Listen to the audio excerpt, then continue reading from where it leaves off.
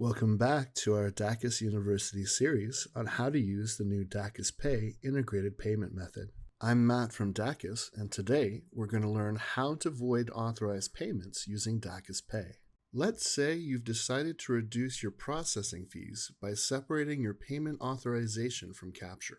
Let's look at how to find those payments in order to void them. Note that you can only void payments that haven't been captured yet or are captured but not yet batched by the processor. Here we are on the home screen of our mydakis account. Let's scroll down to the Recent Orders section. At the bottom of the Recent Orders panel, there's a row displaying the number of orders that have payments that need to be captured. Next to that is the View Authorized Orders button. Let's click that now.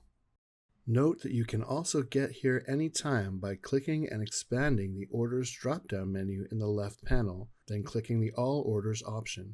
On this page, we can apply filters using the Show All Orders Where section. On the right is the Clear Filters button. Let's click that now to reset. Let's select Payment Methods from the first drop-down and dakisPay from the drop-down next to it to apply a new filter.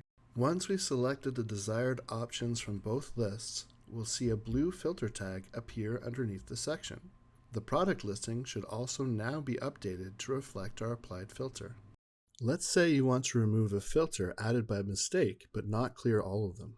To clear specific filters, instead of using the Clear button to reset them all, you can click the X on any individual tag to remove it. We can add as many filters as we need. Let's select Payment Statuses and then select Authorized for our second filter. If we need to find a specific order, we can use the search bar to look for it using the order number, printing order number, customer name, email or phone number, or the brand name or partial name found in any line item in the cart. Let's look up an order number. To use the search, we can simply copy the order number and paste it into the search field, or type it in manually and then hit enter to add a new search filter. Once we've found the order we need, we can click the View button right next to it to open up the full page view.